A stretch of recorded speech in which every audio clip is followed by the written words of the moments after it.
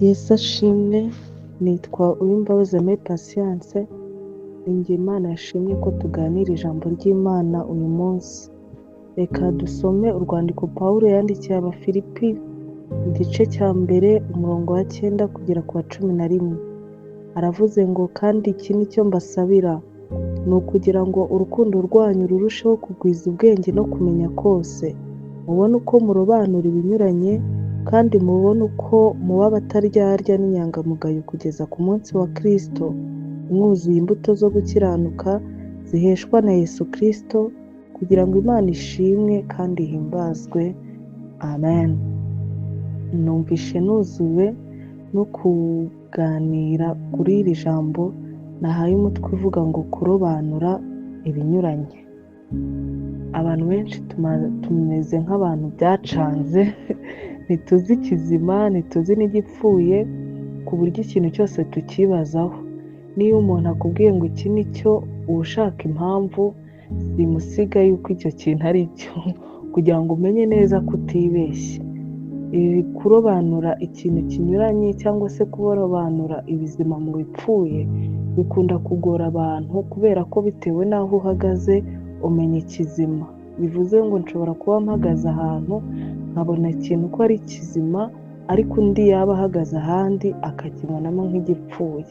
Biragoye rero kumenya ikizima muri abo bantu bombi, kugira ngo abantu bombi bahurize ku kintu ko ari kizima kandi bahagaze ahantu hatandukanye biragora. Bivuze ngo situwasiyo umuntu arimo, ibizima birahinduka. Ujya ubona kenshi ko hari abantu bazirura ibintu byaziraga kuri bo bitewe n'aho bahagaze, bitewe n'ubuzima bagezemo.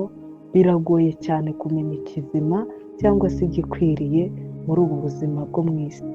Ariko Pawulo aravuze ngo hari ikintu mbasabiye urukundo rwuzuye ubwenge no kumenya, kugira ngo turobanure ibintu bisobanye cyangwa se ibintu binyuranye.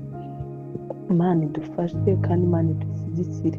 Uru rukundo Pawulo adusabiye ni urukundo rugoye kurwumva ariko rworoshye kurukora, kuko urukundo bararukora ntabwo baruvuga.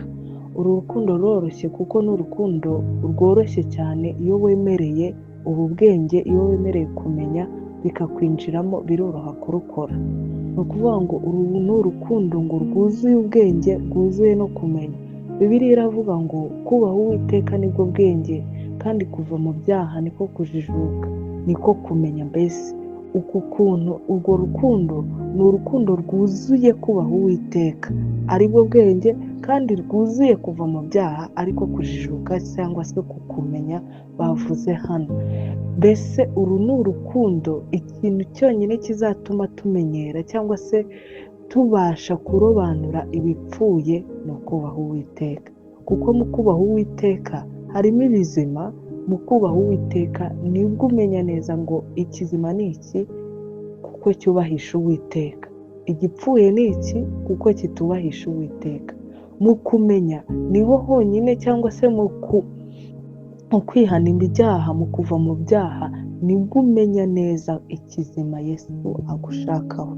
Ni ukuvuga ngo urukundo Pawulo adusabira ni urukundo rwuzuye kubaha Imana, ni urukundo rwuzuye kuva mu byaha. Imana idushyigikire kandi Imana itugirire neza. Uru rukundo ni rwo rwonyine rutubashisha gusobanura ibisobanye, rutubashisha kurobanura ibinyuranye, tukabaho mu buzima bufite amaso areba, tukabaho mu buzima buzi ikizima, buzi n'igipfuye.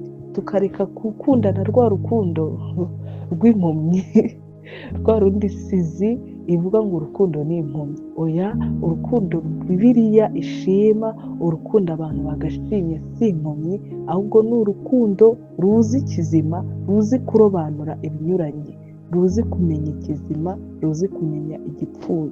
Icyampa urukundo ntarurwuzura, icyampa uru rukundo ukarwuzura, kugira ngo isi yongere, cyangwa se abantu b'Imana twongere tubane tutaryarya. Niko Bibiliya yatubwiye ngo kugira ngo tubashe kuba abataryarya n'inyangamugayo kugeza Kristo, cyangwa se kugeza ku munsi wa Kristo.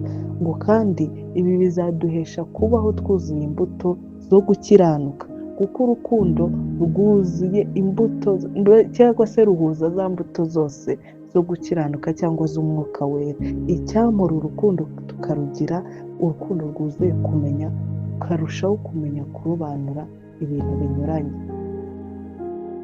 Nkwifurije cyane kuzura uru rukundo rwuzuye kubaha Imana, rwuzuye kumenya, rwuzuye kujijuka, rwuzuye kuva mu byaha.